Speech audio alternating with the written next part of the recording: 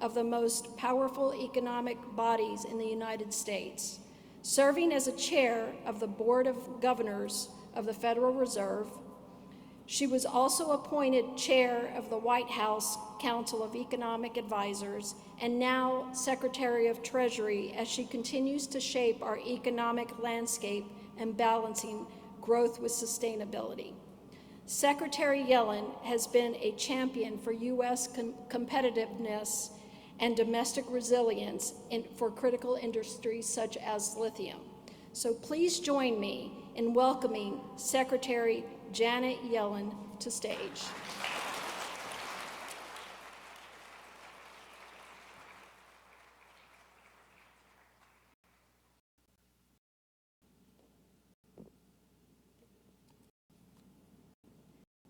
Good morning, and thank you, Barbara, for the introduction, and Governor Cooper, thank you so much for joining me, and thanks for all you're doing to create good jobs and advance the clean energy revolution here in North Carolina. I'm glad to be here to discuss the Biden administration's investments in manufacturing and to see firsthand here at Livent the impacts that these investments are having. Let me start with the broader context. Over the past 3 years, the Biden administration has helped drive an historic economic recovery from the pandemic, the most equitable on record. GDP growth and the labor market are strong. Inflation is now down substantially from its peak. We learned this week that our economy grew even faster in the third quarter of 2023 than we had thought, the fastest in any quarter since 2021. And that strength isn't just apparent in aggregate statistics.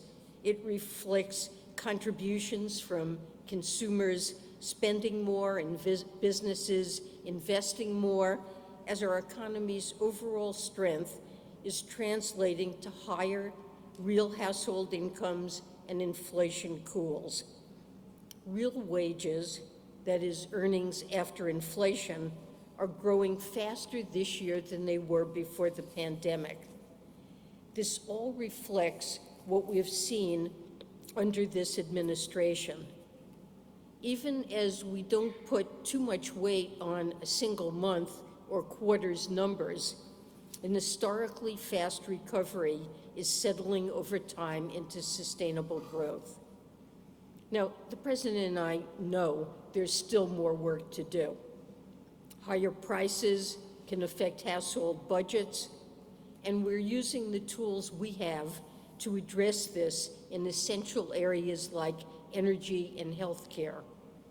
We're also tackling structural issues that have posed challenges for decades. Our country has seen slow productivity growth, entrenched income inequality, and regional divergences. Some regions have experienced economic stagnation, while others have prospered. The President and I share a belief that addressing these challenges requires growing our economy from the bottom up and the middle out, and not the top down. This underlies the President's economic strategy, what we call Bidenomics, and it aligns with what I've called modern supply-side economics, which is increasing our long-term productive capacity while broadening economic opportunity across the country and addressing challenges like climate change. Though we're investing in many parts of our economy, reinvigorating American manufacturing is core to our strategy. The United States lost 1/3 of our manufacturing jobs between the peak in 1979 and 2019. This is in part due to increases in productivity, to trade, and other causes, but still, it affected millions of Americans. America's global share of manufacturing also fell. And this has meant a tremendous missed opportunity for American workers and for our country's economic resilience. So the Biden administration is scaling up our domestic manufacturing capacity to reverse the decades-long decline in American manufacturing. But let me be clear, we're not looking backward. We're not trying to recreate the past. We're pursuing policies fit for the American economy in the 21st century. This means investing in the future of manufacturing, rebuilding the sector in a way that's aligned with our current commitments to broaden economic opportunity and address climate change. Scaling up our domestic manufacturing capacity, particularly in new industries, can help create well-paying, middle-class jobs for Americans across the country. Serving people and places that have too often been left behind unlocks their potential to fuel our economy's growth. Domestic manufacturing can also help secure our supply chains, reducing our vulnerability to shortages, such as of key medicines and medical equipment, which we saw at the start of the pandemic. And certain manufacturing investments, such as in clean energy technologies, can drive production and innovation to meet the pressing global challenges of our time. So today I want to focus on the Inflation Reduction Act's tax credits for clean energy manufacturing and explain how they're helping us achieve three distinct goals: broadening economic opportunity, bolstering energy security, and propelling us toward a clean energy future. First, let me describe the credits and the boom in manufacturing we're seeing. The IRA provides tax credits for producing key inputs to the clean energy economy, from components for wind and solar energy to inverters, battery components, and critical minerals. These credits make it cheaper for companies to invest in new clean energy technologies. And the long-term time frame over which they'll be available means that producers will benefit not just from lower costs, but also from increased stability. Before the IRA, producers of clean energy lacked certainty. Important tax incentives routinely had short expiration dates. They needed to be reauthorized. With the IRA, clean energy producers and their suppliers can have confidence that their investments in American manufacturing will continue to be good business decisions. Producers and investors are also indirectly incentivized by other IRA provisions. The IRA's supply-side incentives are complemented by demand-side incentives, including tax credits for purchasing qualified electric vehicles that will be available at the time of sale starting next year. We expect U.S. demand for EVs to continue to increase under this new structure, fueling the U.S. EV market's rapid expansion. And as demand for EVs increases, manufacturers of battery components, for example, will see even more reason to increase manufacturing capacity to meet it. Growth in battery manufacturing for EVs will also support the production of other manufactured goods, such as cells for handheld devices and electric grid-scale batteries. These incentives, alongside the administration's other actions, are working. Spurred on by President Biden's economic plan, America is seeing a renaissance in manufacturing. Since the start of the administration, private companies have announced $614 billion in manufacturing and clean energy investments, including $142 billion in EVs and batteries, and $71 billion in clean energy manufacturing. In just the first year after the passage of the IRA, companies announced plans to build 83 clean energy manufacturing facilities across the country. And we're seeing the emergence of a battery belt across the Midwest and South. Capacity in the pipeline increased from around 700 gigawatt hours before the passage of the IRA to 1,200 this past July. That's a 70% increase. North Carolina has been the site of major developments, including announcements of an $8 billion expansion of battery production lines in Liberty and $165 million for a new lithium-ion battery manufacturing plant in Morrisville. And here in Bessemer, Livent is building on an 80-year history to create a crucial supply hub for lithium-ion batteries. It has built the first new lithium hydroxide production facility in North America in more than a decade, expanding its U.S. lithium hydroxide manufacturing capacity by 50%. This is the country's largest facility, and Livent cites the IRA as a key driver of its investments. The boom in manufacturing, driven by the IRA's tax credits, is helping us achieve the first goal I mentioned, namely broadening economic opportunity. Unemployment is already near historic lows, with a larger share of those between 25 and 54 years old employed than we have seen in 20 years. But this administration is focused on how to ensure growth and jobs for middle-class Americans for the long term, and whether or not they have a four-year college degree. And that's where manufacturing comes in. The IRA is creating well-paying jobs for construction workers, mechanics, technicians, electricians, and support staff, and in significant numbers.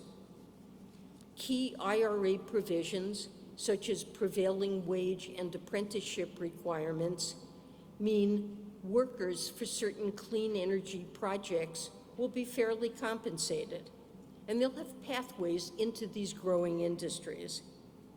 Employers will gain access to a stable workforce equipped with the right skills. Upskilling workers is being further supported by the growth of workforce development programs, including Livent's Workforce Development Partnership with Gaston College. And organized labor is powerfully taking action to expand worker protections across the country. I saw the key role that unions play in training workers in these sectors during my visit to the IBEW facility in Las Vegas earlier this year. Investments are also flowing to where they are most needed. New Treasury analysis shows that 86% of IRA-related investments have been in counties with below-average college graduation rates. This trend is supported by other IRA provisions not directly applicable to the manufacturing credits, such as boosts for investment in low-income communities and historic energy communities. Investments in clean energy manufacturing are also helping achieve a second goal, and that is bolstering our energy security.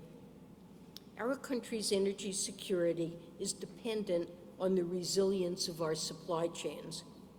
And for too long, the supply of critical raw materials and the manufacturing capacity to process them have been too concentrated beyond our borders. Key supply chains in areas like clean energy are over-concentrated in China, in part due to unfair non-market practices over decades. And overdependence, including on China, makes America more vulnerable to risks that can disrupt our access to that foreign production, from natural disasters to macroeconomic forces to deliberate actions such as economic coercion. And disrupted access can result in economic disruption and higher prices for American consumers. So, America must increase efforts to bolster its energy and economic security, which is why the Biden administration is pursuing far-ranging efforts to shore up our critical supply chains.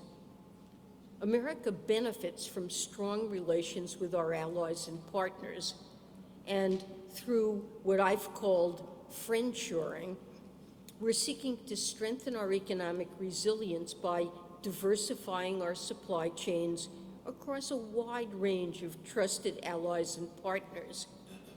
But our long-term security also depends on shoring up our domestic manufacturing capacity, which the IRA is now enabling. And we see that here in Bessemer, where Livent will source inputs from close partners like Canada and carry out critical processing steps in the United States, helping automakers meet the IRA's rules for sourcing battery components and critical minerals. And with massive increases in domestic manufacturing capacity, our country will become less dependent on other countries for the inputs we need, and we will make great strides toward energy security. Finally, from batteries to solar to wind, increasing domestic manufacturing through the IRA's tax credits is also propelling us forward on the path to a third goal, reaching the clean energy future we need to address and prevent the mounting physical and economic impacts of climate change.